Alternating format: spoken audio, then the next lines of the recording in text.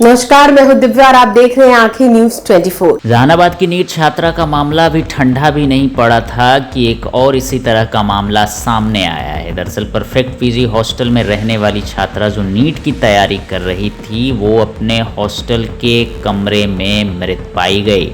इसके बाद सबसे बड़ा सवाल खड़ा हो गया है कि पटना के हॉस्टलों में आखिर चल क्या रहा है। औरंगाबाद की निवासी और पटना में एक हॉस्टल में रह रही एक और नीट अभ्यर्थी छात्रा की मौत का मामला सामने आया है, जिससे राज्य में हड़कंप मच गया है। इन खबरों से प्रतीत हो रहा है कि इन हॉस्टलों पर सरकार या प्रशासन के संबंधित महकमे का कोई नियंत्रण है भी या नहीं।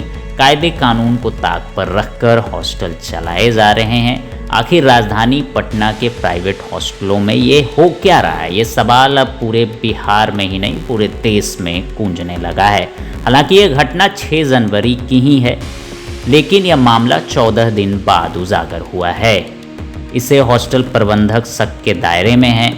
औरंगाबाद की छात्रा का शव हॉस्टल में मिला था। इससे ठीक पहले पटना के शंभू गर्ल हॉस्टल में एक अन्य छात्रा की मौत का मामला सामने आया था। इसकी जांच एसआईटी कर रही है।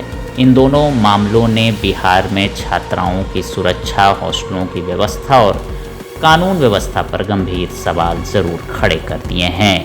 हालांकि औरंगाबाद जिले की छात्रा के परिजनों ने आरोप लगाया है कि पटना के एग्जीबिशन रोड पर स्थित परफेक्ट गर्ल्स हॉस्टल में रह रही 15 वर्षीय छात्रा की मौत हत्या की साजिश का नतीजा है। परिवार का दावा है कि हॉस्टल मालिक और वार्डन ने या तो लापरवाही बरती या फिर वे इस वारदात में संलिप्त हो सकते हैं। परिजनों ने हॉस्टल में 2 युवकों के घुसने और साजिश रचने का भी जिक्र किया है। परिजनों ने न्याय की मांग की है और मामले की गहन जांच कराने की भी अपील की है। 4 तारीख यहाँ से मैं अपनी बच्ची को हॉस्टल छोड़ने गई थी। 4 जनवरी को 4 जनवरी वो में थी 4 जनवरी को जी, दादनगर में भी थी 4 जनवरी को जी। अब मैं संडे के दिन मैं 4 तारीख को छोड़ने गई थी अपनी बच्ची को। अब फिर 4 तारीख को छोड़ कर मैं शाम को वहाँ से आई, 4-5 बजे निकल गई थी हॉस्टल से। कौन हॉस्टल में पढ़ाई करती थी? परफेक्ट पीजी हॉस्टल है जी, गर्ल्स हॉस्टल है। तो ऐसे जो यहाँ आई थी तो कभी कुछ तनाव नहीं, न? कभी कुछ नहीं, कभी कुछ भी नहीं हुआ था। मेरे 3 दिन मेरे पास रही। 29 तारीख को मैं अपनी बच्ची को लेके आई थी हॉस्टल से जी। 3 दिन मेरे साथ रही है। 4 तारीख को उसको वहाँ से ले गई, वहाँ दाऊदनगर से। और रात को उसको मूवी भी दिखाने के लिए ले गए थे। मूवी दिखाओ खा के पटना में मूवी भी दिखाने हाँ, लगे। 3 तारीख को मूवी उसको दिखाओ खा के 4 तारीख को हॉस्टल में उसको छोड़ दी जी। और उसके बाद 5 तारीख को सुबह में मॉर्निंग में 9:30 बजे मेरे को उससे बात हुआ। 5 तारीख को बात हुई? बात हुई, बहुत अच्छे से बात की। मम्मी से बात की, बहन से बात की। कि बोली कि बेटा भी बरस नहीं की। बोली कि नहीं मम्मी जा रही हूँ बरस करने के लिए, अंडा लाई हूँ, अंडा खाऊंगी बनाकर। 6 तारीख के दिन 6 तारीख को कितना बजे बात हुई थी आपको? 9:30 बजे हमको बात हुआ है सुबह में जी। उस समय सो के उठी थी। फिर मेरे से बात की, बात करके फिर मैं बोली कि बेटा बरस नहीं की हो? तो नहीं मम्मी जा रही हूँ बरस करने के लिए। तो बोली कि ठीक है, बरस करके क्या खाएगी? बोली मम्मी मैं अंडा बनाने वाली हूँ, अंडा खाऊंगी बरस करके। फिर उसके बाद बात तो अच्छा से की, मेरे से भी बात की अच्छा से। बोली मम्मी आप अच्छे से रहिएगा, जब जाइएगा दाऊदनगर तो फिर मिलने के लिए मेरे से आइएगा। बोली ठीक है, अच्छा है बेटा, तो अच्छे से रहेगा बोली। फिर उसके बाद में 6 तारीख के बाद उस दिन बात हुआ 6 तारीख को 9:30 बजे। और फिर उसके बाद में फिर एक के बाद एक बैग कॉल आ रहा है, 1 बजे कॉल आ रहा है वहाँ से कि आपकी बच्ची नहीं रही। मतलब 6 तारीख को ही 9:30 बजे जो बात हुई और बताई कि हम जा रहे हैं खाना अंडा बनाने, और उसके बाद फिर कॉल कुछ नहीं आया है। फिर एक बैग कॉल आया 1 बजे। अब मेरे बच्ची के साथ घटना ये लोग 12:30 बजे कर चुके थे, 12-11 बजे। क्या लग रहा है कि ऐसे बताया जा रहा है कि बच्ची वहाँ क्या बताया गया? वहाँ से क्या बताया? वहाँ से मेरे को ये बताना है कि जिस हॉस्टल में गर्ल्स हॉस्टल में जेंट्स को अलाउ नहीं है, जो खुद की बच्ची के पिता को अलाउ नहीं है अंदर हॉस्टल में, तो उसमें 2 लड़का को आप कैसे अलाउ दे दीजिएगा अंदर जाने के लिए? बताइए। वो 2 लड़का वहाँ गया हुआ? हाँ, 2 लड़का को अंदर में घुसाया गया, उसके साथ साजिश किया गया। अब पता नहीं उसके साथ क्या साजिश किया, गला दबा दिया कि क्या कर दिया। मेरे बच्ची के हाथ में पूरा खरोच आया है, इसमें पूरा खरोच आया है, यहाँ पे पूरा काला काला पूरा दाग पड़ गया है। वहाँ से जो आपको सूचना 12 बजे मिला, 12 बजे सूचना, 1 बजे सूचना हमको मिला वहाँ से। कौन किए थे फोन आपको? हॉस्टल का वो जो मैन अथी जो था ना, मालिक, वही कॉल किया है कि आपकी बच्ची है ना आत्महत्या कर लिए, खुद अपने आप कर लिए, फांसी लगा लिए। लेकिन ये सब घटना हुआ है 11:30 बजे, ये सब घटना हुआ है। अब कॉल मेरे पास 1 बजे आया, जब सीसी कैमरा जब चेक हुआ तो उसमें घटना उठना सब हो चुका था। अब बाद में देख रहे हैं कि 1 बजे कॉल किया, पेरेंट्स को बताया जा रहा है। जब तक उसमें पेरेंट्स को जाना नहीं है वापस, जब तक जाएगा नहीं, पहुंचेगा नहीं, तब तक आप मेरे बॉडी को कैसे गायब कर दीजिएगा, मेरी बच्ची को कैसे गायब कर दीजिएगा। आप लोग सूचना 1 बजे मिली, कितना बजे आप वहाँ पहुँचे थे? आपके परिजन हम लोग वही पटने में थे। पटने में ठहरे हुए थे जी। जैसे बच्चे लोग को छुट्टी मिला हुआ था ना, तो घुमाने के लिए ले गए थे बच्चे लोग के। तो वहीं पर मेरी सिस्टर आती थी, सिस्टर के यहाँ गोला रोड में ठहरे हुए थे। अब 1 बजे कॉल आया, तो उसी समय मेरी भाभी जो है उसकी भाई को वहाँ पर भेजा। कितना बजे पहुँच गए थे हॉस्टल में आप लोग? 1 बजे कॉल किए तो 1:15 बजे पहुँचे होंगे। आधा घंटा पहुँचे होंगे। वहाँ क्या देखे थे उस समय जो नजारा था? अंदर जाने नहीं दिया, अंदर जाने के अलाउ नहीं दिया। उसमें कह दिया गया कि नहीं, सांस अभी चल रहा है, लेकिन सांस चल नहीं रहा था। सांस कब के टूट गई थी मेरी बच्ची को। 11:30 बजे सांस हम लोग तोड़ दिए थे, मार उड़ के सब लोग टांग दिए। मेरे को लग रहा कि ये सब हॉस्टल वाला को साजिश है। वही लोग मिलकर 2 लड़का को अंदर जाने दिया, लोग सब मिलकर साजिश किया गया।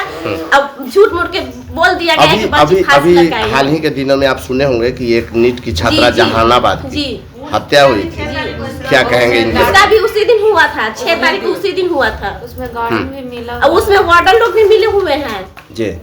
अब वार्डन लोग के कहा, उन लोग तो तुरंत पेरेंट्स के पास कॉल करना चाहिए था कि आपके साथ ऐसा मेरे घटना हुआ है, तब ना मैं आपके पास तुरंत पहुंचती, सारा घटना करूँ का तमाम कर दिया। बैठ गए, बाद में कॉल कर रहे हैं, जब पेरेंट्स लोग वहाँ पहुंच रहे हैं, मेरे बच्ची को बॉडी को गायब कर दिया गया। बोला गया कि इमरजेंसी में चला गया, बॉडी सांस चल रहा है। लेकिन मेरी जो भाई जो लगते हैं वो बोले कि सांस टूट गया था, लेकिन फंसने के चक्कर में वो लोग बोला कि पेरेंट्स लोग आएगा, सब हंगामा करेगा, ऐसा वैसा करेगा, हॉस्टल का बदनामी होगा, इसलिए बॉडी को हटा दिया गया। अब मेरे को बोला गया कि हॉस्टल में, जब मैं हॉस्टल गई तो बोल दिया गया ना कि पीजी हॉस्पिटल में है, तो फिर मैं पीजी हॉस्पिटल गई, फिर कह दिया गया कि इमरजेंसी में है।